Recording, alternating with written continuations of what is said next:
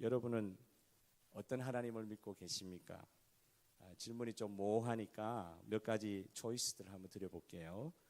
태초부터 스스로 계신 분을 믿고 계십니까? 아니면 어떤 계기로 우연히 만들어지신 분을 우리가 믿고 있습니까? 우리에 관해서 모든 것을 알고 계신 분을 믿고 계십니까? 우리의 과거만 알고 계신 분을 우리가 믿고 있습니까? 세상에 돌아가는 것을 다 알고 주관하시는 분을 믿고 계십니까? 세상의 어느 정도만 알고 계신 분을 우리가 하나님으로 믿고 있습니까? 내 삶의 모든 것을 다 아시는 분을 믿고 계십니까? 아니면 내 삶의 어느 부분만, 한정된 부분만 알고 계시는 그분을 우리가 하나님으로 믿고 있습니까? 답을 다 아실 것 같아요. 그렇죠? 또다시 아마 질문을 또 드릴 수 있다고 하면, 이런 질문들을 앞에서 했던 걸 종합해 볼 때 여러분 믿는 하나님은 어느 정도의 하나님이세요? 우리 삶의 어느 부분만 주관하시는 하나님이신가요? 혹은 전부 다를 주관하시는 하나님이십니까? 모든 것을 하실 수 있는 분이십니까? 아니면 부분적으로만 나의 하나님이 되시는 분이십니까? 도대체 우리의 믿음의 대상이신, 우리가 믿는다고 하는데 우리의 믿음의 대상이신 하나님은 어떤 분이신지에 대해서 오늘 창세기 본문을 통해서 좀 살펴보기를 원합니다. 하나님을 아는 것이라는 것이 단순히 지식적으로만 아는 것이 아니라 그 하나님과의 관계를 통해서 아는 것이 하나님을 아는 지식이다. 내 삶과 전혀 상관없는 그분을 객관적으로 지식적으로 안다고 해가지고 하나님을 아는 것이 아니고, 나와 그분의 밀접한 관계 가운데서 그분을 체험하면서 아는 것이 하나님을 아는 지식이라고 이야기합니다.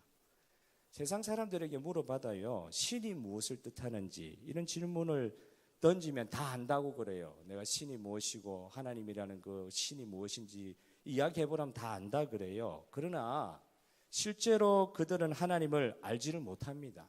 우리 그렇게 자신 있게 이야기할 수 있습니다. 왜냐하면은 그분들은요, 하나님과의 관계가 성립되어 있지 않은 분들이기 때문에 그분이 아는 하나님을 하나님 안다고 우리는 이야기할 수 없는 것입니다.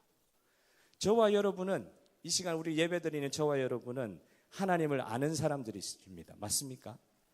오늘 이 자리에서 예배드리는 우리가 아는 하나님이 어떤 분이신가를 오늘 창세기 본문이 보여주고 있는데, 결론부터 말씀드린다고 하면 우리 하나님, 우리가 믿는 하나님은 전 우주를 창조하신 창조주 아버지 하나님입니다. 이렇게 아마 결론으로 말씀드릴 수 있을 것 같아요.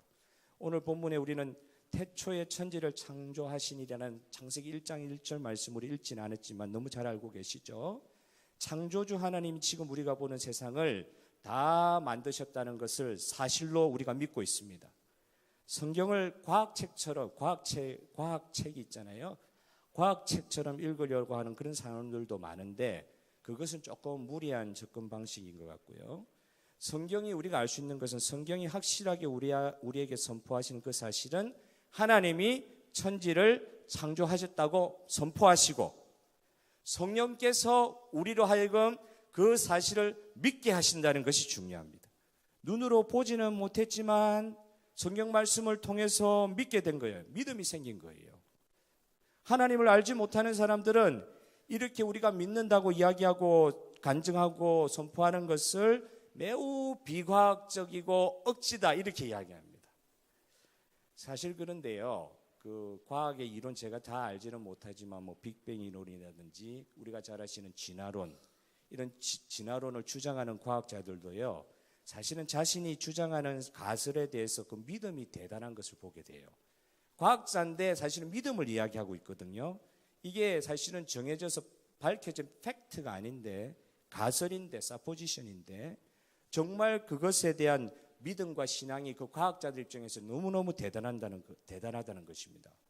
어떤 하나님을 아는 과학자가, 하나님 믿는 과학자가 정말 객관적으로 자기의 과학 기준을 가지고 지식을 가지고 살펴보니까 이 지구라는 이 행성에 생물이 살 수 있는 과학적 확률, 그걸 과학적 상수라 그러는데 제가 무슨 뜻인지 잘 모르겠어요. 그런데 그 과학적 확률 상수라는 것을 깊이 연구해 보니까 마치 전 우주가 우리 인류의 도래를 준비해 온 것처럼 보인다고 말을 하더라고요. 확률적으로 보면은 지구의 생명체가 살 수 있는 것이 정말 숫자로는 전혀 의미가 없는 제로에 가까운 확률이라는 거죠. 이 지구의 생명체가 살 수 있다는 것이. 우주에서 어쩌다 보니까 유기 생명체가 세포들끼리 만나가지고 유기 생명체가 구성이 돼가지고 우연히 존재하게 되었다고 하는 것은 이론적으로는 0.00001%라고 그래요. 제가 이 0자를 몇 개나 더 붙여야 될지 모르겠는데 거의형인데 이론적으로는 그 가능하대요. 그런데 그 퍼센테이지가 0.00001%라는 거예요. 이론적으로는 가능하긴 하지만 이것은 믿음을 요구하는 일이다 말이죠. 그 과학자들이 주장하는 그 가설도 그 일이 실제로 일어나게 된 그 확률을 따질 때는 이게 거의 믿음을 요구하는 일이라는 거죠. 어떤 창조주가 없이도 유기 생명체가 생길 수는 있었겠지만 너무나도 그 확률이 희박해서 가능성이 거의 제로에 가까운 그런 확률, 그런 주장을 마치 진실인 것처럼 믿으며 산다는 것도 보통의 신앙의 자세가 아니면 안 된다고 이 과학자는 정의를 내리고 있습니다.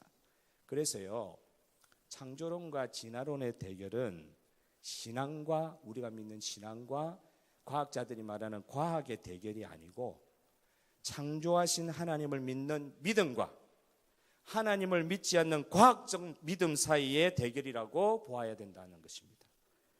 이런 변증적인 주제에 대해서 오늘 다 이제 살펴볼 수는 없고 오늘 본문으로 넘어가 가지고 하나님 창조에 있어서 우리가 믿는 하나님 창조에 있어서 절정의 그 부분들을 잠시 한번 살펴보고자 합니다. 오늘 우리가 읽었던 본문은 하나님의 창조의 절정으로 당신의 형상대로 사람을 만드시는 장면으로 이렇게 묘사가 되고 있죠. 사람의 창조가 하나님의 온 우주 창조의 절정입니다. 우주와 지구를 만드신 것도 성경 가만히 1장, 2장, 창세기 1장, 2장을 읽어보시면 우주와 지구를 만드신 것도 사실은 좀 과하게 말하면 사실은 사람을 위해 만드신 것이라는 것이죠. 아까 살펴본 대로 많은 과학자들이 마치 우주가 사람을 위해 조성된 최고의 기묘한 환경 같다고 이야기를 한 것처럼 이게 그 과학자들 입장에서는 우연히 지구가 만들어지고 사람이 살만한 환경이 만들어지고 그곳에서 사람이 생기고 사람의 그 조상이 생기고 그 유기세포로부터 사람이 진화됐다고 이야기를 하고 우연히 된 일이라고 이야기를 하지만은 아닙니다. 왜냐하면 사람을 위해 세상을 만든 것이 하나님이 세상을 창조하신 목적처럼 성경이 표현하고 있기 때문에 그렇습니다. 사람을 위해 세상과 우주를 만드셨다는 거예요. 성경에 우리가 논리를 따르면은 왜 세상이 창조가 되었는지 조금 이해할 수 있을 것 같아요. 사실 전 우주의 중심이 사람이다 이렇게 이야기할 때는 사실 우리는 교만할 수 있어요. 우리는 교만할 수 있는데 이렇게 한번 바꿔봅시다. 하나님이 이 모든 만물의 주인이신데 그 하나님이 그 당신의 형상대로 사람을 만드셨다고 할 때는 이건 전혀 다른 이야기예요. 우리가 다른 동물보다 뛰어난 존재로 진화되다 보니까 지구의 주인이 된 것이 아니라 온 우주의 주인이신 하나님이 당신의 형상대로 인간을 만드셨기 때문에 우리 인간이 만물의 영장이 되고 지구와 우주의 주인 역할을 할 수 있는 것입니다. 이게 성경이 밝히시는 바예요. 왜 우리가 이 온 우주의 주인 같은 지금 역할을 하고 있느냐? 지구의 주인 같은 역할을 하고 있느냐? 다른 게 아니라 하나님의 형상대로 우리가 만들어진 존재이기 때문에 그렇다는 것입니다. 사람이 만들어진 날이 이제 창조하신 날 그 6째 날에 일어난 일인데 이 날에 사실 육지의 동물도 하나님께서 만드시거든요. 그리고 그 뒤에 최종적으로 사람을 만드시는 장면이 나와 있습니다. 부연 설명이 되어 있는 창세기 2장 7절을 보면은 2장 7절 말씀 한번 좀 띄워 보실래요? 창세기 2장 7절의 말씀을 보면은 여기 하나님이 직접 사람을 흙으로 빚으셔 가지고 코에 생기를 불어 넣으셨다고 되어 있는데 하나님께서 코에 생기를 불어 넣으시니까 뭐가 됐냐 그러면은 생명이 되었다고 그래요. 생명이 되었다고 하는데 이때 쓰인 이제 히브리어 원문 단어가 뭐냐면 한번 이럴 때 한번 배워봅시다. 네페시하야. 발음이 제가 좋은지 모르겠습니다. 네페시하야. 이게 히브리어 단어인데요. 저쪽이 생기를 그 코에 불어 넣으신 사람이 생명이 됐다 그랬거든요. 그게 히브리어 원어로 living soul이라 그랬는데 네페시 하야라는 단어를 쓰고 있어요. 그런데 이제 유념해서 보아야 할 것은 다섯째 날에 뭘 만드니 물고기하고 이제 새 이런 걸 하나님께서 만드시거든요.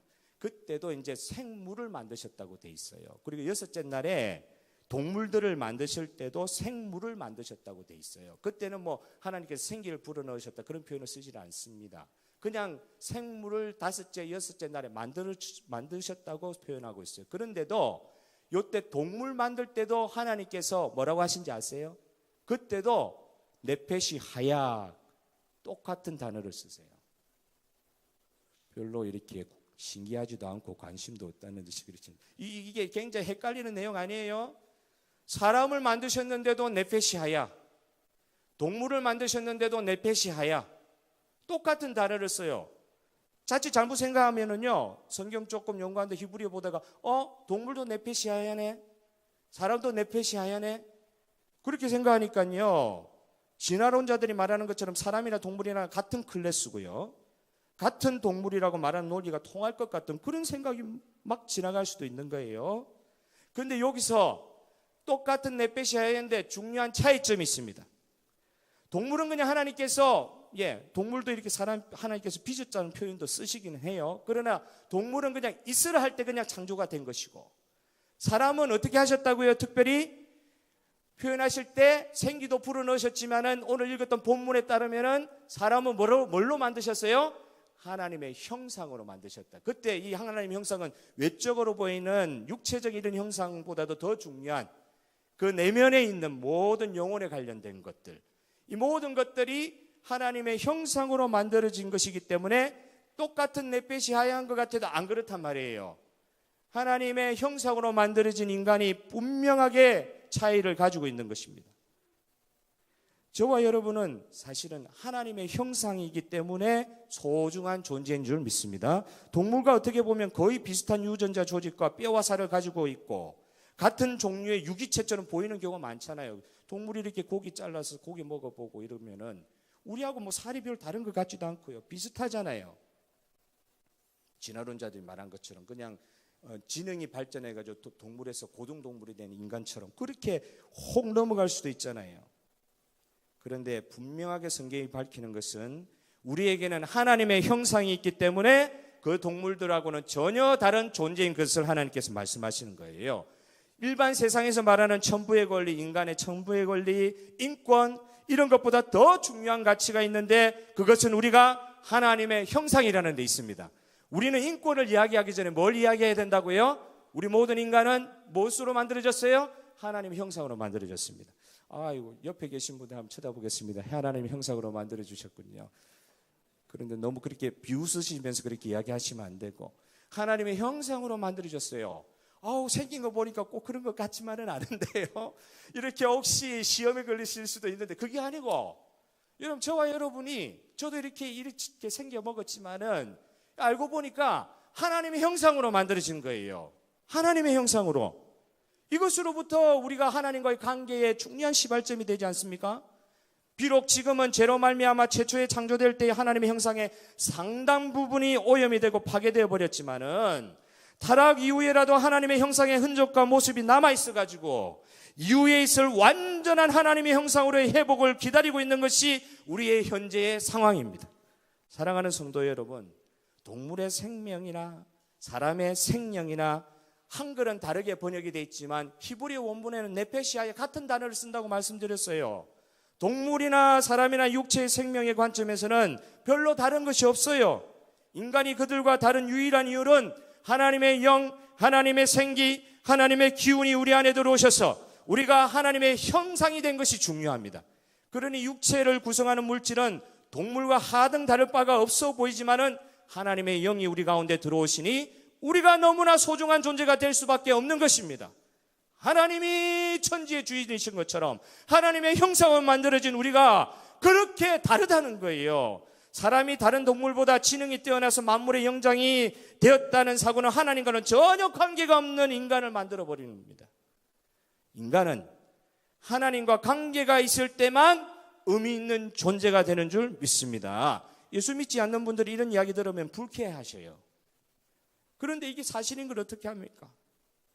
하나님의 은혜가 덮여야 그 안에 내용물이 의미가 생기는 것입니다. 하나님의 은혜로 덮이지를 않으면 하나님의 형상의 이 은혜 네페시 똑같은 네페시 하야예요. 근데 하나님의 은혜로 덮이지를 않으면 흙으로 만든 유기물인 사람도 짐승과 같이 될 수도 있다는 거예요. 하나님의 일반 은혜든 특별 은혜든 그 은혜에 덮여야만 하나님 형상으로서의 조그만 빛이라도 보일 수 있는 것입니다. 죄에 오염되어 가지고 하나님의 형상의 흔적들이 현저히 사라질 때는 어떨 때는 짐승과 같은 모습이 사람이 보일 수도 있잖아요. 인간이 어느 정도로 악해질 수 있습니까? 안 악해져 보셔가지고 잘 모르시겠지만 여러분, 인간이 얼마나 악해질 수 있습니까? 어느 정도까지 괴물이 될 수 있습니까? 인간은 하나님의 은혜로 덮여야만 하나님의 형상으로서 인간의 재구실을 할 수 있을 줄 믿으시길 바라요. 그래서 하나님의 은혜가 중요한 거예요. 하나님의 생기가 있어야 우리가 하나님의 형상으로 지원받는 표가 나타난단 말이에요. 아니면 네페시아야 그 자체의 육체 덩어리란 말이죠. 하나님께서 우리에게 생기를 부어 넣어줘서 하나님 형상으로 만들어주신 은혜의 출발점, 우리에게 매우 매우 중요한 것입니다. 오늘 본문에서 또 중요한 사실 하나를 볼 수 있는데요. 사람을 만드신 분 창조주가 누구신가 하면은 오늘 성경 본문에 보니까 복수로 표현되는 하나님이세요. 복수.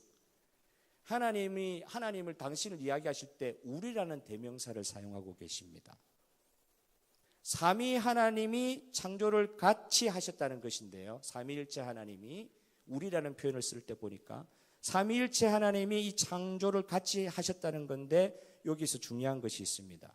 이위신 예수님, 그때는 예수님을 성육신 하지 않으셨죠. 그런데도 불구하고 창조 이전부터 이위신 그분이 이위 하나님께서 성육신 하지도 않으셨고 성령께서도 성자의 사역을 대신해서 이 땅에 공식적으로 사역을 시작하지 않으셨음에도 불구하고 이 창조의 사역, 특별히 인간의 창조의 사역에는 삼위 하나님께서 함께 하신다는 것이 이 본문에서 유난히 강조되고 있어요. 우리가 그 내용을 다 알 수는 없지만은 신비하고도 깊은 하나님의 삼위 하나님의 회의 장면이 이렇게 잠깐 노출이 되어 있어요. 그게 이제 우리라는 한 단어로 표현이 되어 있지만 우리가 잘 알 수는 없어도 놀라운 하나님의 알 수 없는 신비한 작전회의와 같은, 구원의 작전회의와 같은 신비한 장면이 묘사가 되고 있는 것입니다. 사람을 만드시는 장면에 유독히 성부 하나님, 성자 하나님, 성령 하나님이 그렇게도 깊이 대화를 나누시는 장면을 보여주고 계신 거예요. 성부 하나님과 성자 하나님, 성령 하나님 어떤 생각을 그때 나누셨을까? 알 수는 없죠. 성경이 안 밝히고 있으니까 알 수는 없습니다. 하지만 좀 추측해 볼 수 있는 것은 성자 하나님이 그 자리에 계셨다는 거잖아요. 이후에 예수님으로 성육신하실 성자 하나님이 그 창조에 같이 계셨다는 거예요. 구약 시대에는 타락한 인간이 하나님을 만날 때 바로 죽을 수밖에 없었잖아요. 어떤 분이 이렇게까지 해석을 하더라고요. 여섯째 날 같은 날에, 어떤 동물은 여섯째 날 같은 날에 인간과 함께 창조가 되었다고 했을 때 이 인간 옆에 창조된 네페시 하야인 동물 중 어떤 동물이 구약 시대의 희생 제물로 쓰였다는 거 아니에요? 인간도 네페시 하야, 그 동물도 네페시 하야인데 그게 언제 쓰였느냐?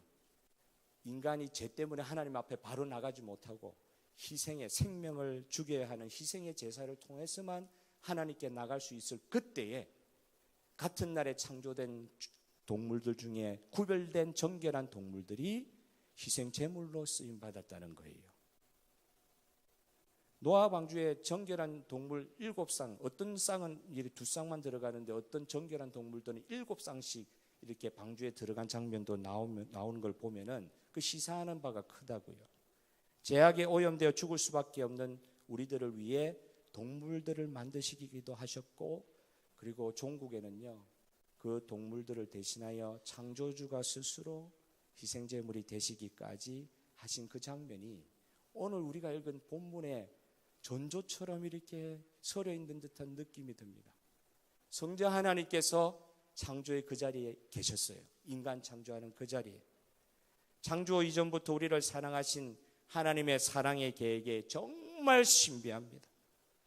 우리 인간의 이해로는 도저히 감당이 되지 않는 그 하나님의 사랑의 깊이가 우리 삶 가운데 날마다 깨달아지는 그런 은혜도 있었으면 좋겠습니다. 많은 성경학자들은요, 인류의 역사를 창조, 타락, 구속 이렇게 세 가지 관점에서 설명을 합니다. 하나님께서는 창조된 사람이 타락하고 결국 그 하나님의 은혜로 그 타락한 사람이 결국 구속되었다는 것으로 인류의 역사를 설명하고 계세요. 창조, 따라하겠습니다. 창조, 타락, 구속. 구속이 이제 구원이란 말인데요. 그 창조된 세계가 어떻게 타락해서 어려웠는지를 봐야지 사실 창조의 진리가 중요한 것을 알 수가 있어요. 창조의 진리가 왜 중요하냐면은 창조된 세계가 어떻게 타락해가지고 실제 결과적으로 이렇게 어려워졌는지를 보면은 그 중요성을 우리가 조금 알 수 있는 것 같아요.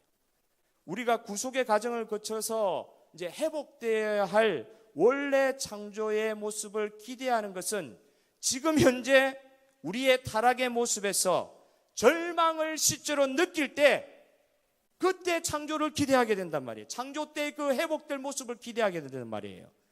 내가 꼭 구원받아야 원래 창조의 모습으로 회복되어야 하겠다는 갈망이 우리의 타락된 절망의 상태에서 확인이 돼야 됩니다. 그 말은 지금 우리가 사는 이 세상에 대한 절망의 경험이 없으면은요, 구속과 창조로의 회복이 별로 의미가 없는 것처럼 느껴질 수 있는 거예요. 한번 생각해 보세요. 지금 웬만큼 우리가 사는 이 세상으로도 족한데, 그래도 이 세상은 살만한 세상인데 이 정도에도 우리는 만족을 할 수 있다고 하는 그런 생각을 가지고 있는 세속적 현실주의에서는요, 창조 세계에 대한 동경과 사모함이 있을 수가 없습니다. 이 세상으로도 충분한데요, 이 정도면 살만한데요, 잠깐 슬플 뿐이지 영원한 절망이 나를 그렇게 괴롭게 하지는 않습니다. 죄로 말미암는 절망이 잠깐은 있지만 그것이 내 삶에 궁극적 영향을 미치지 않습니다. 말은 그렇게 안 해도 하나님께서 회복시켜야 될 창조의 원모습을 회복돼야 될 이 타락된 세상에 대한 절망, 우리가 이제 먹고 살만합니다. 그리고 어느 정도 환경도 주셔가지고 삶의 기쁨도 있습니다. 다 있는데 이게 자칫 잘못해가지고요, 이 세상으로도 그냥 충분하다. 제가 우리의 삶에 어떤 영향을 미치는지 그 절망을 직시함을 통해서 은혜가 은혜 될 수 있음을 믿으시길 바랍니다. 이때 절망은요, 죄 많은 이 세상으로는 절대 충분할 수 없다.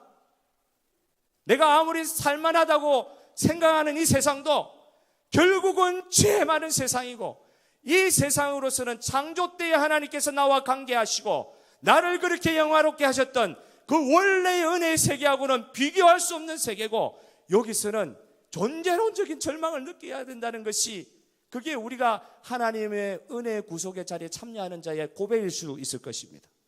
그래서 이때의 절망과 절규는 사실은 희망이에요.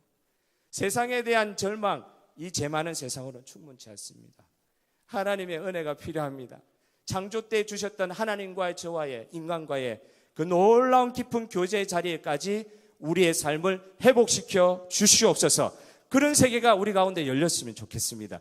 천국 갈 때 열리죠. 천국 갈 때 열리는데 천국 가기 전에 예수 그리스도를 통하여 그러한 세계의 가능성을 저와 여러분에게 허락해 주신 지금 현실이 저와 여러분 앞에 펼쳐진 구원의 축복인 줄 믿으시기를 바랍니다. 우리로 하여금 창조 때의 은혜와 영광을 기대하고 고백해 하시는 하나님을 찬양합니다. 마지막으로 한 세 가지만 적용점들을 좀 살펴보고 오늘 말씀 본문의 강의를 좀 마치고자 합니다. 첫째는 하나님의 창조의 능력은 하나님의 형상으로 지원받은 우리에게도 그 흔적이 남아있다는 거예요. 하나님의 창조의 능력이. 자로나 우로나 우리가 이제 익히 알고 있는 방식 말고 전혀 새로운 길을 내시는 것이 하나님의 창조의 방법 맞습니까?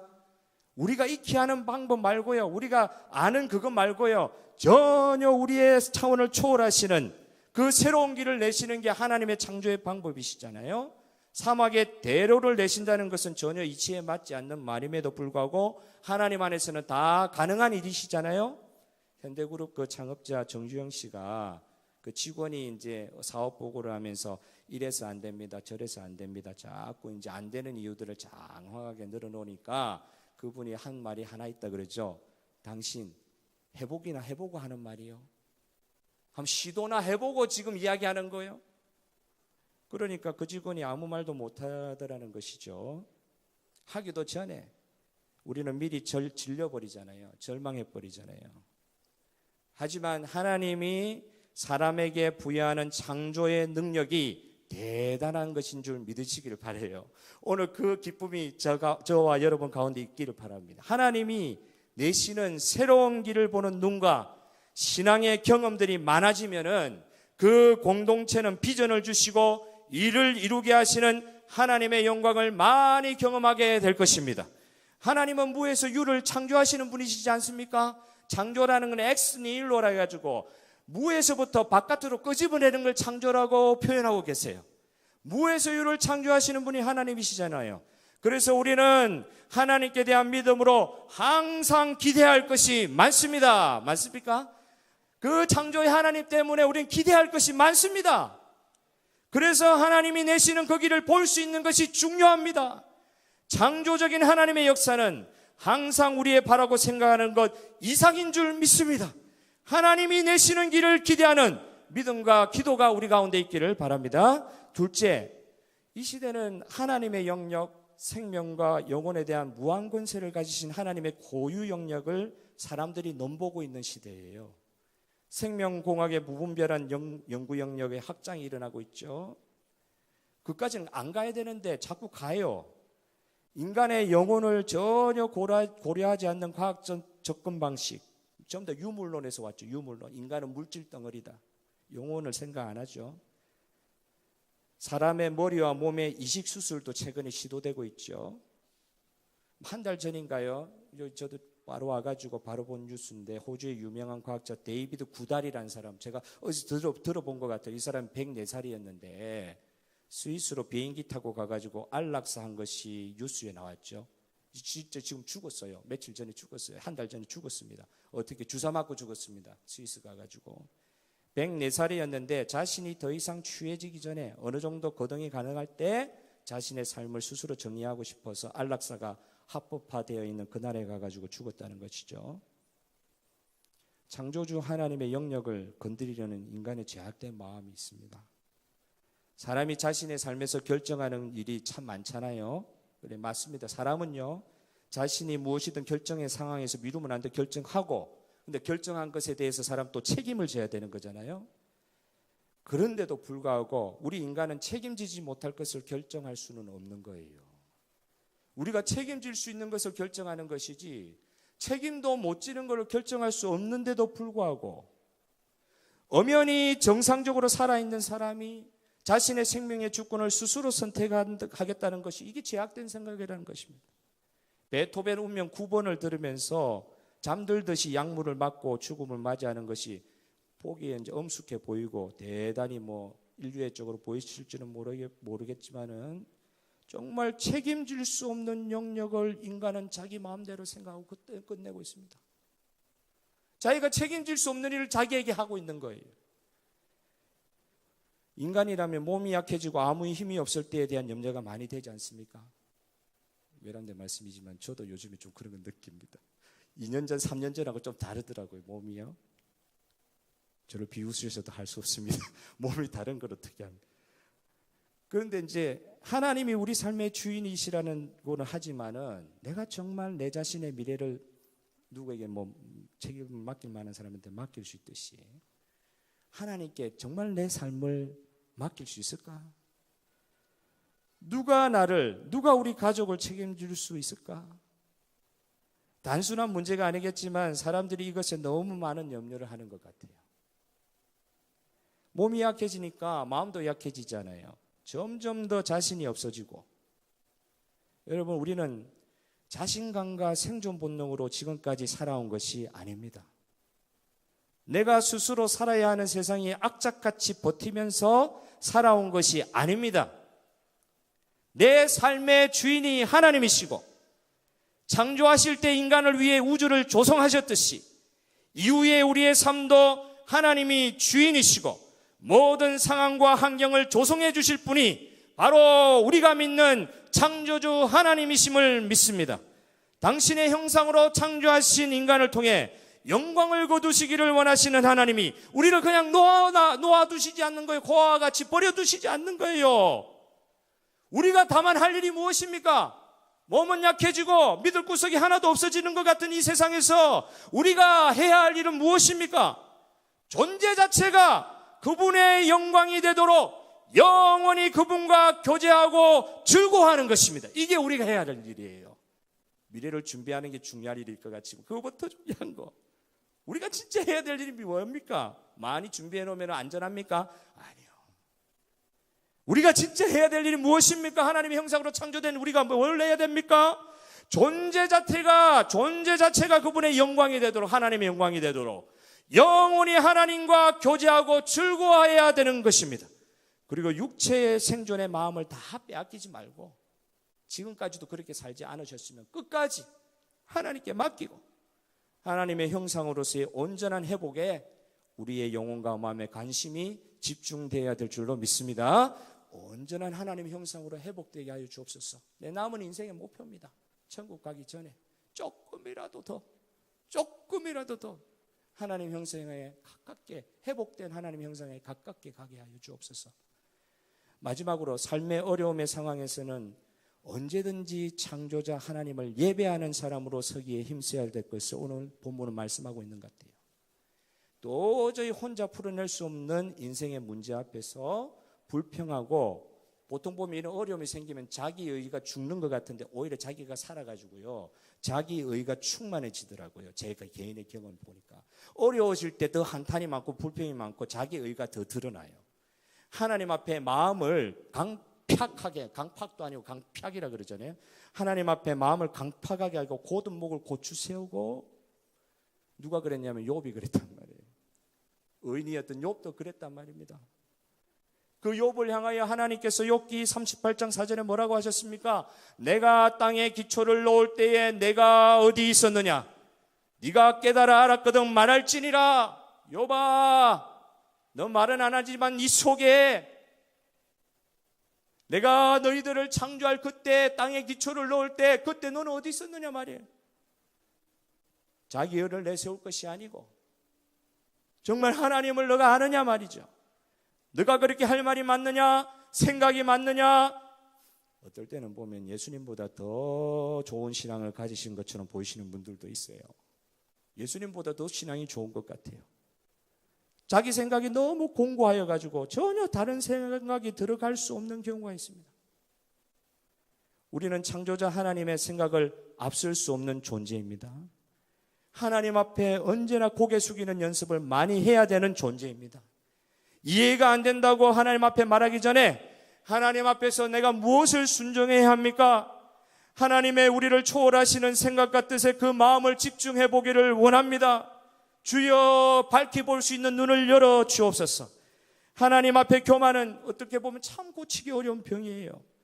다윗이라는 그 정말 대단한 믿음의 용장도 노년에 잠깐 정신이 딴 데 가니까요, 노년에 하도 좋은 일들만 생기니까 자기 마음대로 왕국을 건설할 수 있다는 자신감에 자기에게 주어지는 하나님의 축복이 오히려 독약이 돼가지고 큰 교만의 죄에 빠지죠. 마지막 그 노년에 가가지고는 이스라엘의 인구 조사를 실시하고 그것이 하나님 보실 때에 악하다고 그러셨어요. 사람 볼 때는 전혀 문제가 아니에요. 그런데 하나님이 다윗을 볼 때 그게 하나님 앞에서 악이었어요. 백성들 7만이 죽었습니다. 그 교만의 죄에 빠져서 이스라엘 인구 조사를 실시하고 국가적인 심판이 초래되었음을 보았듯이 우리가 하나님의 창조물임을 고백하는 신앙은 어떻게 보면 다윗의 경우처럼, 다윗처럼 이 특별한 사람도 마지막까지 하나님 앞에 나는 당신의 피조물입니다. 당신이 지으신 창조물의 일원입니다. 당신의 소유입니다. 이렇게 고백하는 건 평생을 요구하는 일인 것 같아요. 다윗의 범죄를 통해 하나님이 제시하신 문제 해결이 무엇이었습니까? 여러분 기억나십니까? 역대상에 보면은 오르난이라는 사람의 타작마당에 온 이스라엘을 징벌하는 하나님의 사자의 칼이 선 것을 보고 다윗이 그 오르난의 타작마당을 돈을 주고 사서 그것을 하나님께 제사드리는, 회개하고 나서 제사드리는 희생 제물의 제단으로 삼았다는 장면이 나와요. 근데 그 오르난의 타작마당이 어디가 된 줄 아십니까? 아주 자기 아들이 지을 성전터가 된 거예요. 알고 보니까 오르난의 타작마당은 창세기 21장에 나오는 아브라함이 이삭을 바치려 했던 모리아산 그쪽이었어요. 그 장소가 하나님의 예배드리는 이스라엘의 성전터가 되는 곳이 되었습니다. 결국 다윗의 범죄를 통해 하나님이 제시하신 문제 해결이 무엇입니까? 예배자로서 하나님께 다시 다윗이 고개 숙일 때 하나님은 이스라엘 심판의 장소를 예루살렘 예배의 성전의 터로 바꾸어 주신 줄 믿습니다. 그 일을 하나님이 하신 거예요. 하나님을 그 어려운 가운데서도 자기의 제약이 관영한 그곳에서라도 하나님 예배하는 장소로 바꿀 때에 그 예배하는 장소, 그것을 정말로 하나님께서 예배를 받으시는 성전토로 만들어 주신 것입니다. 창조주 하나님을 어떤 상황 가운데서도 인정하고 고개 숙이고 예배드리는 저와 여러분 되기를 바랍니다. 이것은 단순히 숙명론이 아니에요. 그냥 우리 운명이라서 그러는 게 아니에요. 창조주 하나님이 이 모든 우리의 삶의 처음과 나중 원인자이시면서도 최종 결정자이신, 처음과 나중에 온 우리의 인생의 전부를 다 책임지시고 주관하여 주시는 하나님이심을 믿고 그분께 예배하는 자세로 평생을 훈련하는 자리로 가는 저와 여러분 되기를 바랍니다. 그리할 때 주님께서 은혜 주실 줄 믿습니다. 우리의 범죄 장소를 할지라도 성전의 터로 바꾸어 주시는 주님의 은혜를 찬양합시다. 이 시간 우리가 하나님께 예배하는 마음으로 찬송 하나를 하고 같이 기도하는 자리로 들어가겠습니다.